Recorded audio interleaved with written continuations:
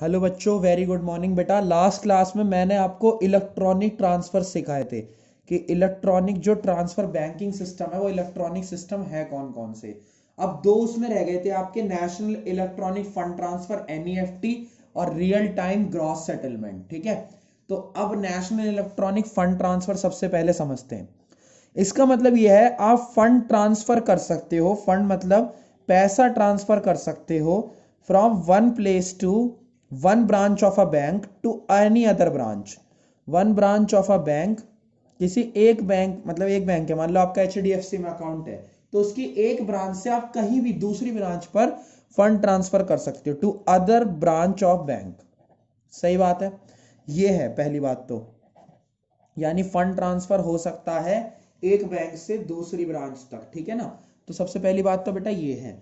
दूसरी बात आपको ये सीखनी है इसमें कि जो भी ब्रांच से आप फंड ट्रांसफर कर रहे हो और जिसमें भी कर रहे हो वो दोनों एनईएफटी इनेबल्ड होनी चाहिए।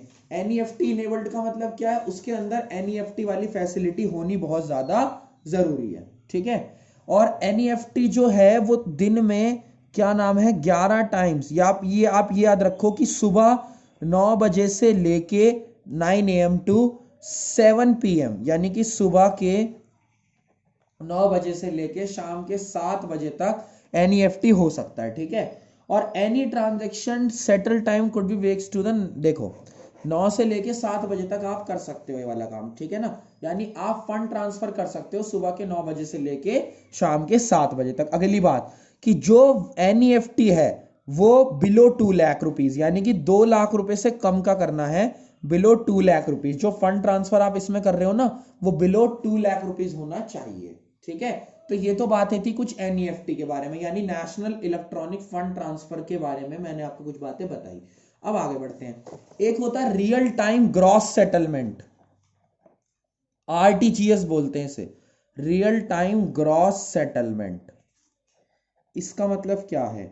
रियल टाइम ग्रॉस सेटलमेंट का मतलब दो वर्ड आ रहे हैं इसमें, एक तो आ रहा है रियल और एक आ रहा है ग्रॉस।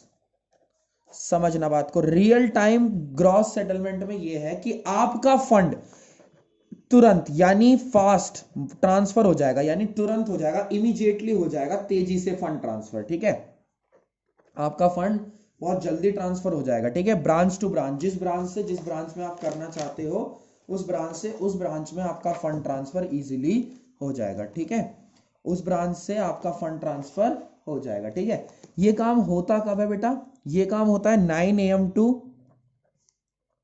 4:30 PM, यानी 9 बजे से लेके आपका क्या नाम है 4:30 बजे तक ये काम होता है। अगली बात क्या है, आरटीजीएस जो है वो 1-to-1 बेसिस पे सेटल होता है, यानी ट्रांजेक्शन टू ट्रांजेक्शन सेटल होता है।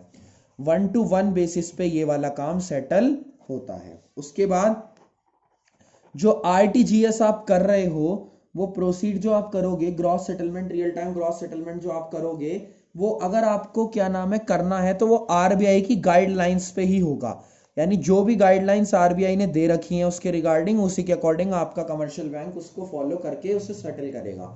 अगली बात क्या है, आरटीजीएस के लिए जो मिनिमम वैल्यू है, यानी the minimum value of RTGS is 2 lakh rupees, 2 lakh रुपए से ऊपर का ही आरटीजीएस आप कर सकते हो। तो अभी तक हमने कौन कौन से फंड ट्रांसफर सीख लिए?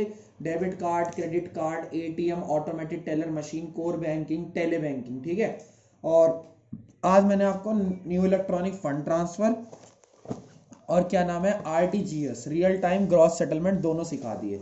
अभी तक हम क्या क्या पढ़ चुके हैं इस चैप्टर में? अभी तक हम पढ़ चुके हैं बिजनेस सर्विसेज क्या है, बिजनेस सर्विसेज का नेचर कैसा है, उसके बाद क्या नाम है आपका बिजनेस सर्विसेज का नेचर कैसा है, उसके बाद क्या नाम है आपका बैंक क्या होता है, बैंक की टाइप्स क्या है, बैंक के फंक्शन क्या है, ये सब कुछ भी हम कंप्लीट कर चुके हैं। तो यहां तक आप इसे पूरा कर लो, अगर कोई भी दिक्कत आती है तो आप मुझसे बता देना। ठीक है बेटा, थैंक यू सो मच।